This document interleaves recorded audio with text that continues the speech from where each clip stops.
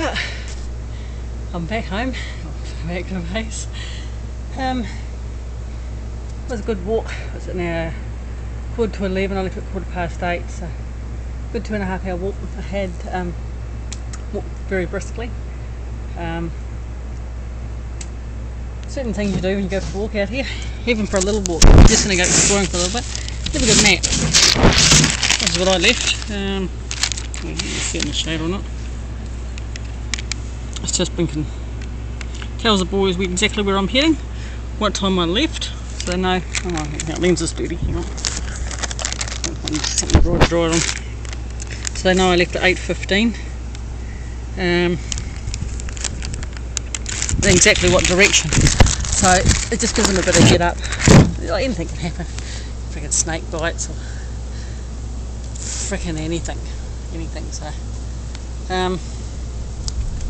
water, take plenty of water.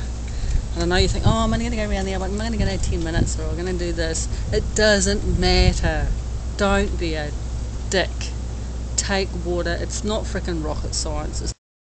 I mean, hundreds of people would die every year because they don't take freaking water. They just go, oh, I'm just going to pop out there, or they get lost, or they get, if the sun comes, if clouds over, you lose your bearings.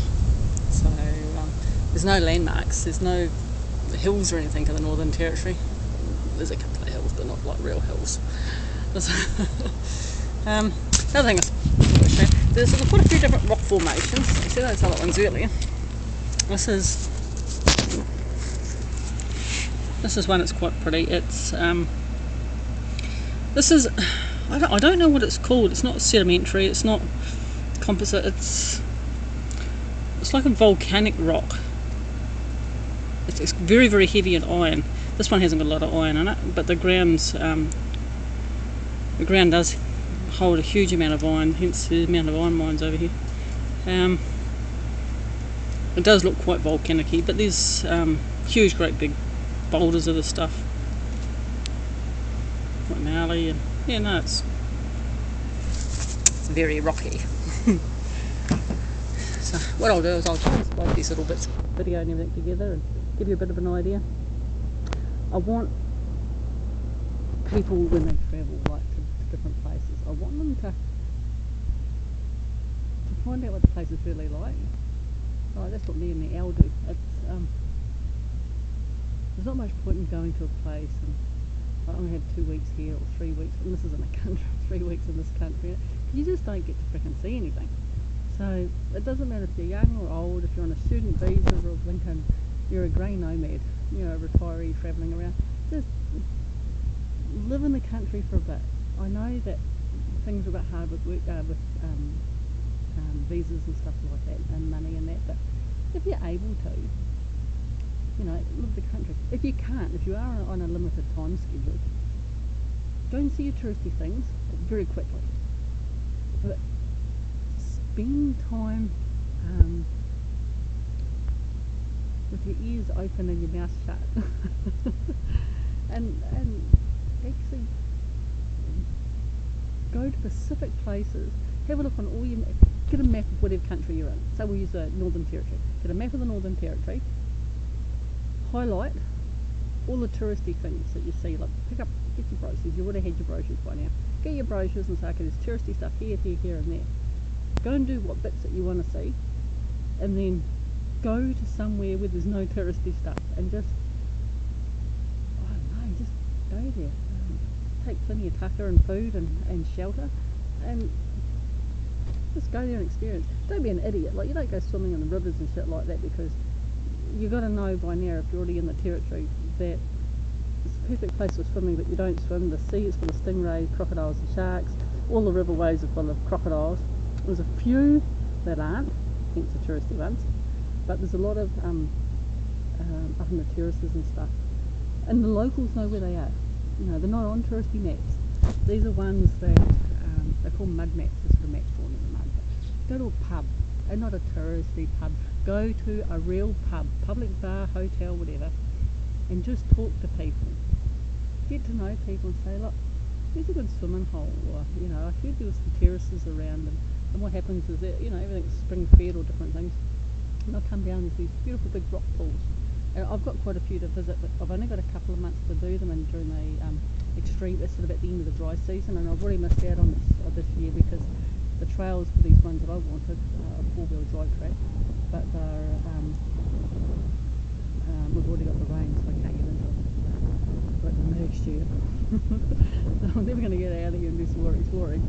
But you know, we're seeing some amazing spots, and swapping information with people. You know, buy someone a drink and say, oh yeah, I'm Sven from Switzerland, and frickin' just get to know people and have a yarn. And quite often when you start yakking to people, you know, they might be, if you go to these country pubs, everyone's got a story, everybody knows somebody. So, you know, spread the word around, say, look, you know, I wouldn't mind coming out, I want to get to know the real territory. They're, oh yeah, you know, you're not much point in all that touristy stuff, you want to come out on the land, and grab that opportunity and say, well actually, funny you should say that. They, oh it's bright, this is my Nicky Dye hat, put my bun in it. That bun needs a hat with a hole in it. So take that as an opportunity. I take that as a bit of a thing and say, well, funny you should mention that. I bet you need a hand with something. And they go, oh, not really, no, I'm pretty good at the moment. We've just finished doing our thing. And so, well, tell you what, how about we come out and we'll do some work for you in exchange for a if something's fallen away, exchange for some blinking, like woofing, giving them bed and feed and that in exchange for some work around the place. And you know, we'd like to see where you live and what you do, and you know, best time of night, the best time of the day is at the end of the day, and you sit round and you have a beer and or a cup of tea and just yarn and listen, and things that they don't think they should tell somebody because it wasn't important, because it's something that's every day to them, they'll come up in conversation. You go, oh really, where's that? And that's how you get to know, and not only know, but make friends for life. And then they'll know someone to go, look, you know, I've got a mate down bloody such and such, he's got a bloody melon farm, or he's got frickin' he breeds camels, or might have a barramundi fish farm or something, and say, oh, I'll give him a ring, and you know, he'll have something for you. And that's how you get to know your country and know your people. I just want everybody to learn to travel. And you know, travelling's not jumping on a bus and saying, rightio, we're going here, and yes, I've seen Australia, bloody nice place, hot, full of flies, hate it. And that's the end of that. I want them to come, like, I want them to, it doesn't have to be Australia, it doesn't have to be New Zealand, it doesn't have to be anywhere, but wherever you go, get to know the place. You know, read the local paper. Find out what the politics and different things is happening. Don't, you know, one of the things that astounds me, and it's not, I'm just using England as an example because it's the first thing that popped into my head. It's a lot of countries. I'll use England as an example. A lot of English go to France or Spain or different ones. They go travelling and they want to eat their English breakfast, and they only go to the fish and chip shops, and they have their mushy peas and pie. And you know, you don't go to a country to have your own life. You might as well bloody stay at home and fucking grow septic doing it that way. Don't go to a country expecting it to be like yours, because what's the hell's the point of travelling if you want to go somewhere and you criticise it and you don't like it, and you don't like the food, and you don't like the weather, and you don't like the flies, and the people piss you off. To be fair, fuck off, back to where you come from.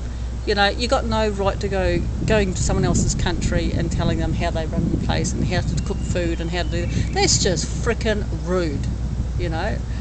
Go there with a positive attitude, with a smile on your dial, and learn the country, learn the people, learn the culture. You know, New Zealand and Aussies are like brother and sister, and you know, we fight amongst ourselves, but God help anybody else that bloody picks on the other one. You know, we can be a bit defensive like that, and there's a lot of other countries the same, but it does piss me off. It's one of one of the biggest things that piss me off is people that go travelling and they criticise how that country does things, or their customs, or their food, or different things. They've evolved like that. That's their life. It's not your life. So if you don't like it, leave. There's a bus. You get on it and frick off. So anyway, I'll we've got one more week and I go home. Yay! So yeah, looking forward to that. It's hot, very hot. We're going to get some lunch. I might just cook a big batch of scones, I think. I don't want to think too hot. Everybody working outside, so you sort of need a slow releasing carbohydrate because they're all shifting rocks and doing fencing and that. But you don't want something heavy. And quite often, I'd imagine today the boys will stay out there and I'll have to bring their lunch out for them. So I'll do some scones and toasties or something. See you later, alligator. Bye.